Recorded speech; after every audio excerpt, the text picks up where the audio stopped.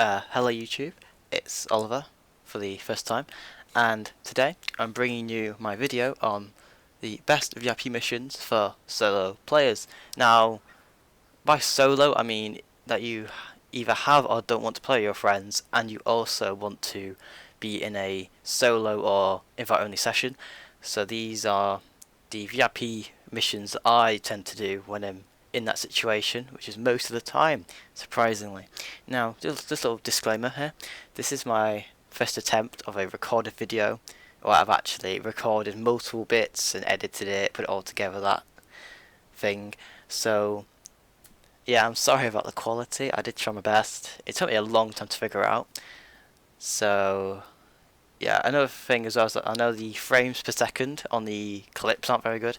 That's because I recorded it with my Xbox streaming to my computer, and my Xbox slow anyway, but like me streaming it made it even slower. So yeah, sorry about that. And yeah, all I can really say is please leave me feedback. You know, that's pretty much all I can say really, because obviously I need to know what I'm doing right, what I'm doing wrong, so I can do better at this. Because it was quite fun doing all this. But yeah, I hope you enjoy my attempt of a video, if you can even call it that. Yeah. Hopefully I'll make another one after this. So yeah, hope you enjoy. So at the top of the list of best VIP works, in my opinion, I would have to say Headhunter is probably by far the best one.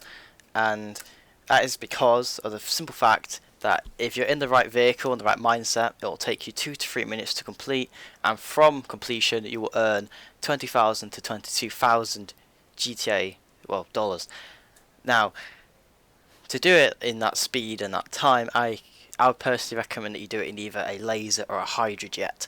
Now, the reason for that is because they're both quick, they're both decently agile, and they both have the death, like the laser beam of death kind of thing going on, which I think everyone who's played GTA knows about by now.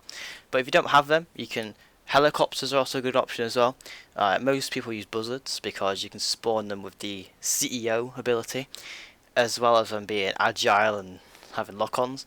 But you know, personally, I like to do it in the Hunter because there's something about the Hunter I love, and it's just really satisfying killing them. But get to the topic here. If you don't have any of those air vehicles, you can use a armored Kuruma, because even though it may not seem that efficient at first, because of its bulletproof protection, the bodyguards can't actually damage you, like most of the time. So it makes the mission like 10 times or easier for you.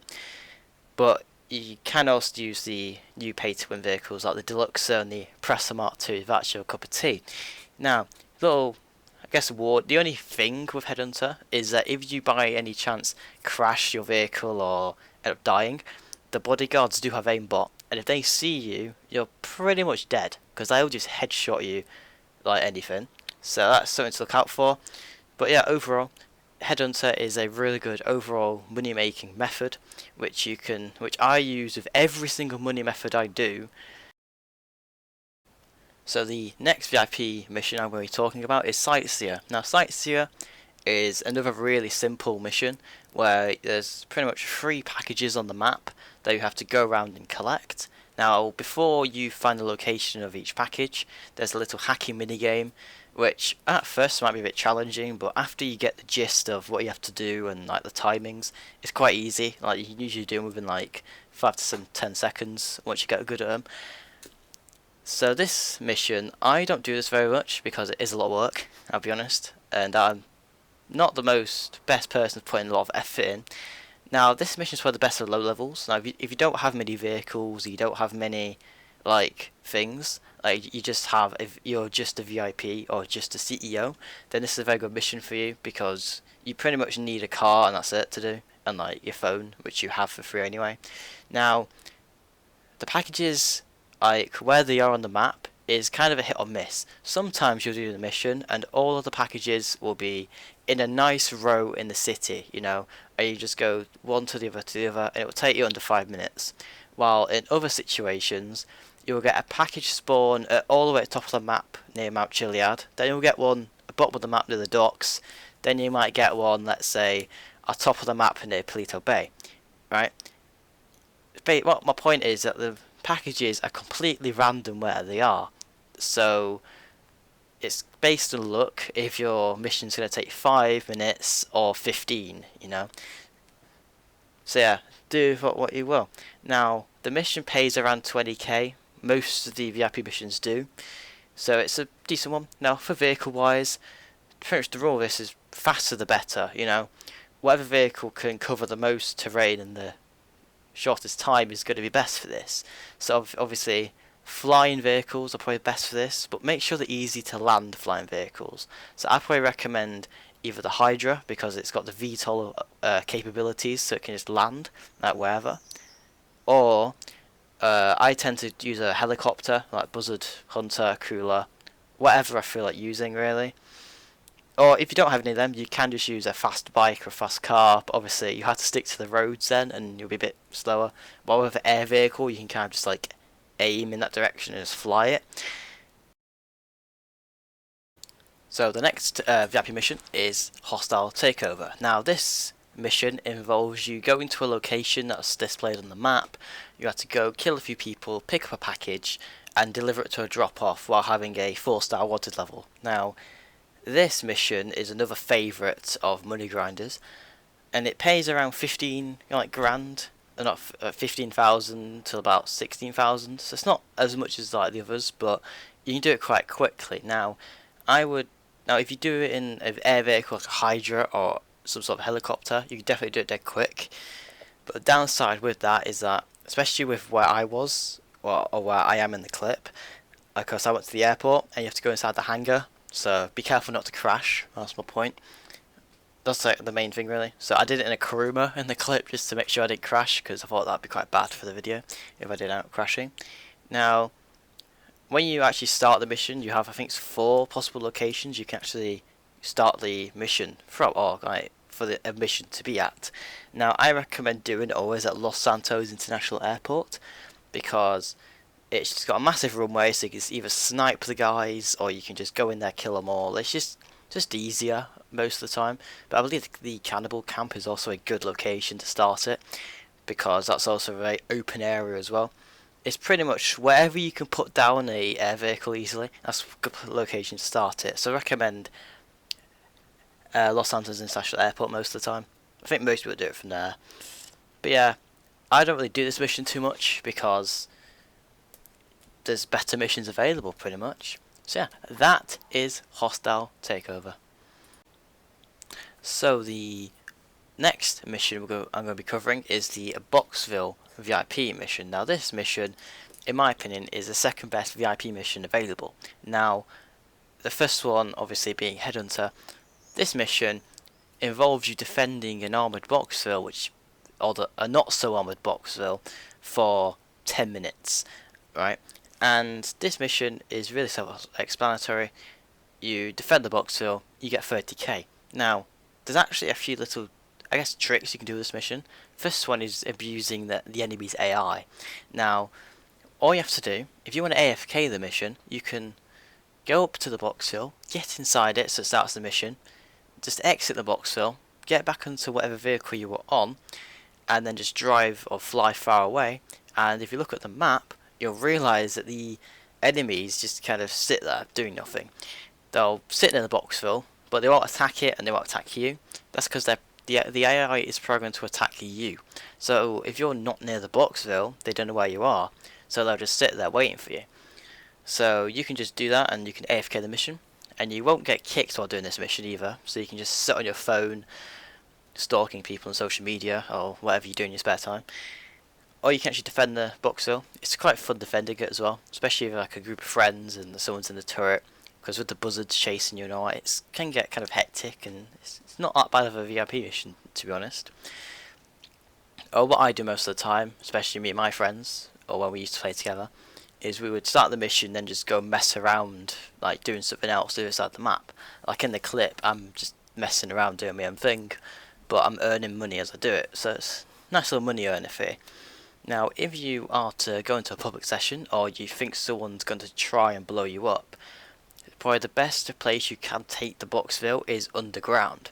Now, because once you're underground in like the train tunnels and near like the construction site, kind of that area.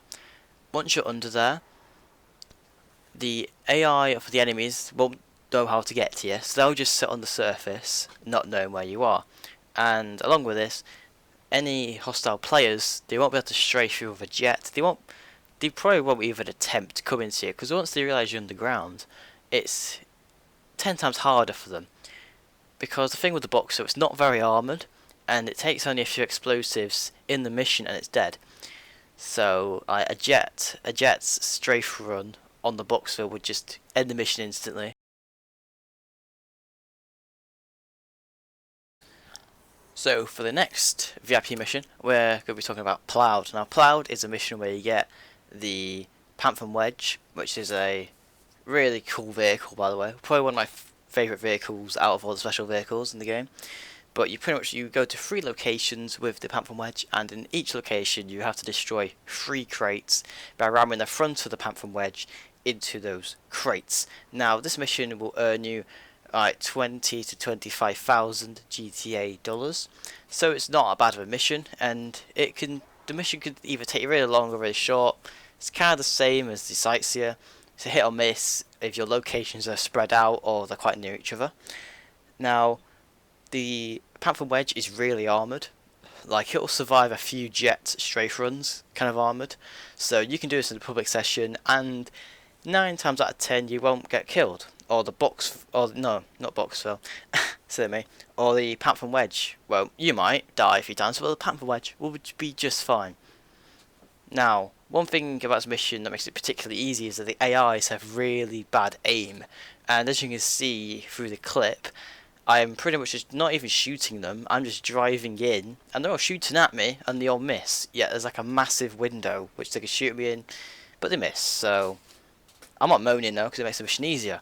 Now, this mission, this is a very boredom killer.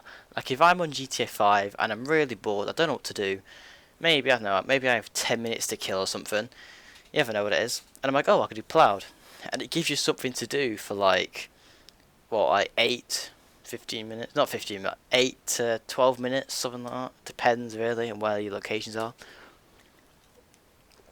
But yeah, I definitely recommend doing this mission. And yeah, you do have to buy the Panther Wedge, but it's a really cool vehicle. It's probably one of those vehicles that I recommend everyone owns if you can, because it's just so cool. So yeah, that is Ploughed.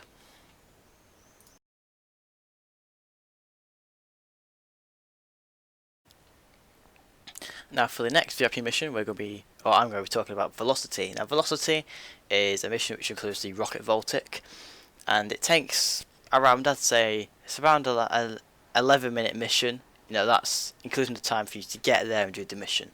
Now, the main tip for this mission, right, is to keep moving, because if you stop the car, crash the car for whatever reason, a bomb timer will start to go up, and if you're under a certain speed limit for too long, you will go boom, and you don't want that to happen. Okay, so the kind of gist, I'd say, of it is just to get used to the car. You know, if you have this VIP book available to you, then you probably already own the Rocket Voltic. So just take the Rocket Voltic out by itself and learn to drive it, learn its handling, you know, just get used to it, you know. And then when you feel confident driving it and the boost recharge and all that, then start doing the mission. And the mission is quite easy once you get the hang of it. The main thing is probably only boost when you need it, because a lot of people who I see do this mission for like the first time will spam the boost, and they'll either end up not having the boost when they need it, or they'll end up crashing because they boosted. So it doesn't end up well, right? And like, just get used to. It may take you a few attempts to actually complete the mission, because you know it can be quite a hard mission, especially if you're not used to it. But once you get used to it and the speed limit and all that stuff, it's quite easy. And the best strategy for the mission is to actually drive around the whole map. Now you'll see in the clip, or I think, yeah, I should have a clip on the screen right now, hopefully. I actually drive around the whole map, past the military base, past my Chiliad, past Trevor's area, and drive back down to the city. And that is, in my opinion, one of the best strategies, because like, you know, that it just kind of keeps you going. Because like, yeah, you can go to the airport and drive like in massive circles, but after a bit you'll get bored and try to do tricks and stunts, and that's when you end up spinning out and going boom, and yet again you don't want that. So that, well, from doing that you'll earn about 30k. So I don't really like this mission, but it is up to you to decide if you do it or not. So that's the end of the video now, and all I can really say is thank you for watching. This video took a lot of effort to put together because the first time and all that. But yeah, hopefully I'll try to upload again, because I did quite enjoy the whole uploading, like the recording and editing process, even if it was a bit difficult. But yeah, so I will see you all later. Goodbye.